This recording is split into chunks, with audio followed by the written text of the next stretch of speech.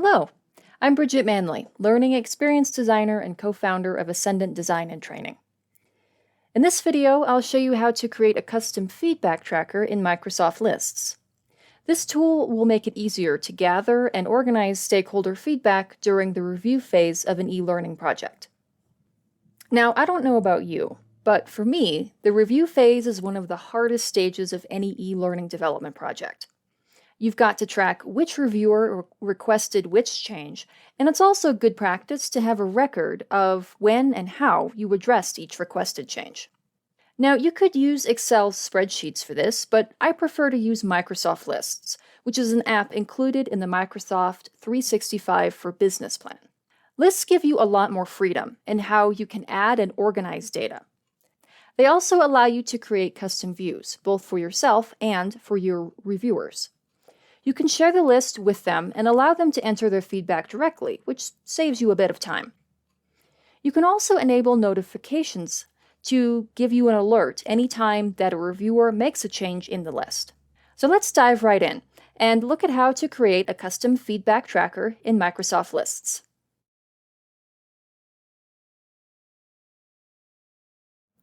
So to start, you'll need to decide what types of information you want to gather and track during the review process. For each information type, you'll create a separate column in the list. The rows are called list items, and they track what data is entered into the list. As you build your tracker, you'll also want to decide what data you want your reviewers to provide and what data you want to enter yourself. As an example, here's what my review tracker looks like.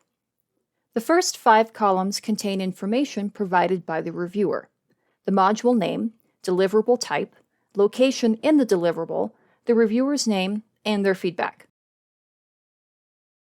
You can customize the new entry form so reviewers only see these columns when they add a new piece of feedback. I'll show you how to do that in just a moment. The last 4 columns contain information that I, the developer, would fill out. These include the status, or how I've addressed the change request, the date by which I want to address it, the date it actually was addressed, and a comment field where I can add a note explaining why or how I address the change request. To create a new column, select the Add Column option, and then select a column type from the drop-down list. The type you choose will depend on what kind of data you want to collect. For instance, for the feedback column, it's best to use the multiple lines of text option. This opens a new panel where you can enter the column details. If your reviewers will be entering information in this column, then it's a good idea to provide a brief description of the type of information you'd like them to provide. If this is a required field, expand the More Options section at the bottom of the panel and enable the option to require that this column contains information. You can also enable the option to use Enhanced Rich Text. This will give your reviewers more formatting options, and it also allows them to embed an image into their comment. With this feature enabled, you can encourage them to embed screenshots to document the issues they've identified. Once you've finished configuring the column, select the Save button. You'll now see that a new column appears in the list. You'll also notice the title column, which appears in every list by default. The information you enter here acts as the main identifier for the list item. You can rename it to something like Feedback Description, and your subject matter experts can type in a short summary of the requested change. To edit the column's title, click the column, select Column Settings, and then select Rename from the context menu.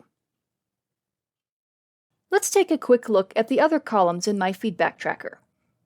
The module, deliverable type, reviewer, and status columns are all configured as choice columns. For instance, in the status column, I've created 4 predetermined options: resolved, unresolved, waiting on dependencies, and will not resolve.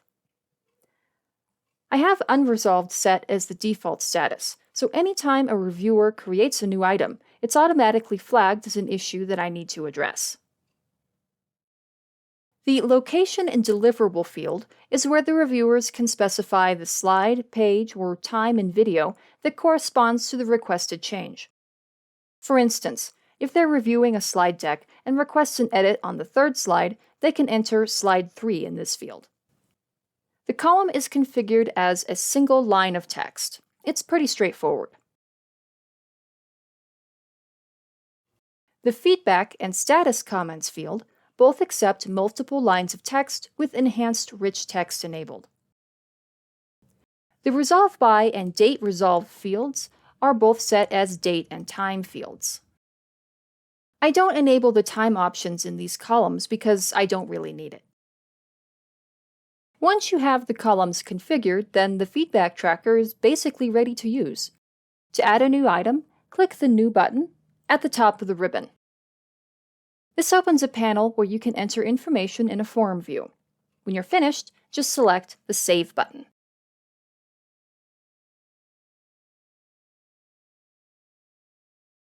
You can make this list easier for your subject matter experts to use by customizing the New Item form to only show columns that they need to fill out.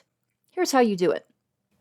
Select the New button at the top of the list, click on the Edit Form icon at the top of the New Item panel, then select Edit Columns from the drop-down list. This opens a new panel where you can select which columns you want to appear in the list. You can also use this panel to reorder the columns in the form. Just hover over a column and click on the 3 dots at the end of the record, and then drag it to the desired location. When you're finished, select Save. So, as you can probably infer, it's best practice to have reviewers create a new record using the New button. Once they've done that, you can use Grid View to fill out fields created for the developer's use. We'll cover that next.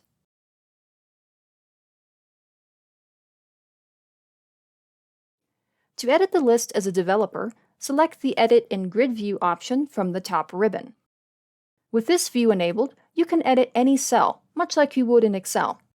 So if I wanted to assign a Resolve By date to this item, for instance, I just click on the cell and select a date from the drop-down calendar. The important thing to remember when using this view is that your changes won't be saved until you select Exit Grid View. Once you do that, your changes will save automatically. But while you have Edit in Grid View enabled, avoid making other changes, like formatting a column, for instance. If you do, then you'll navigate out of Grid View and your changes won't save.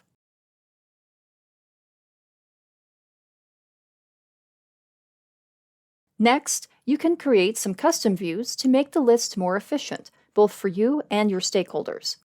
Let's start by applying some filters. First, choose which columns you want to filter by.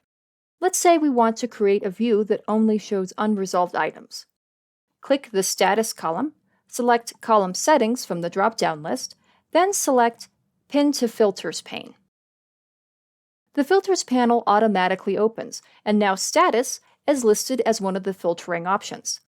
Select the Unresolved option from the status types, and now only unresolved items are visible.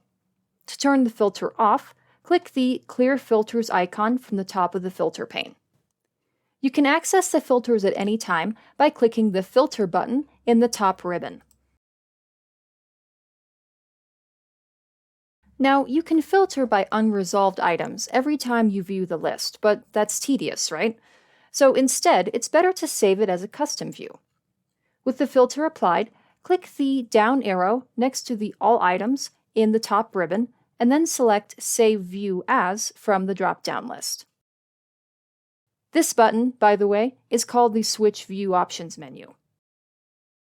In the dialog box, give your view a new name. In this case, we'll call it Developer View, Unresolved Items. If you only want the view to be visible to you, then uncheck the option to make this a public view. Then select Save. When you go to the Switch View Options menu, you'll observe that your custom view is selected now. Click on it, and you'll notice that the view is listed beneath the All Items view.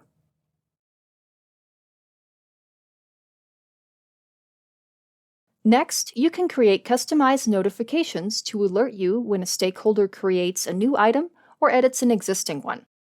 This is one of the few changes that require you to edit the list in SharePoint. If you're in the app, just click the Open in SharePoint button in the top ribbon. Once you're editing the list in SharePoint, click the meatball menu in the top ribbon, then select Alert Me from the drop-down list. In the dialog box that appears, you have several options for customizing your notification. Start by giving it a descriptive title. In the Delivery Method field, choose whether to receive notifications through email or text message. The Change Type section allows you to identify what types of changes you want to be notified about, whether it's when new items are added, when existing items are modified, when items are deleted, or all of the above. In the Send Alerts for These Changes field, you can customize your options even more. For instance, you can get a notification only for when someone changes an item that appears in a particular view. The final option lets you customize when to receive alerts, and this is handy because it allows you to receive a daily or weekly digest of notified changes. Personally, I like to set the cadence at daily at 4 p.m. At the end of the day, I can check to see what new list items were created and plan to address them the following business day. When you've finished customizing the notification, select OK to save your changes. If you decide you no longer need an alert, just go to the meatball menu at the top of the list and select Manage My Alerts. This will open a SharePoint page where you can select the undesired alerts and delete them.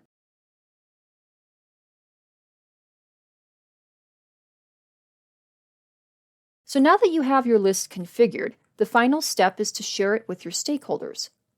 Click the Share button in the top ribbon, then navigate to the Copy Link section of the dialog box. The default option is to share the list with people in your organization. However, if you are an external vendor, then you'll be sharing the link with clients outside your organization. If this is the case, then click on the default link sharing options, select the option to share with specific people, and then enter their email addresses in the space provided. When you're finished, select Apply. Now you can copy the link and share it with your stakeholders. If you're sending them the link in an email, it's good practice to let them know ahead of time. That way, they know the link comes from you and isn't part of a phishing scam. If the recipient doesn't have a Microsoft account, they can still access the list. They'll just need to enter a one-time access code that will be sent to the email you provided. So now we've covered all the steps for creating a custom feedback tracker in Microsoft Lists. Before implementing this tool, you might want to walk your stakeholders through it and provide them with some training on how to use it. You may also consider providing a quick job aid or instructional video that they can use after you've trained them on it. So it takes a bit more effort to get stakeholders to use the tool, but the payoff is worth it. So that's it for this video. I hope it's been helpful. If you have questions, please put them in the comments below and we'll do our best to answer them. Also, if you have other suggestions for how to manage stakeholder feedback, we'd love to hear those too. Drop those in the comments as well. So that's it for today. We'll see you next time.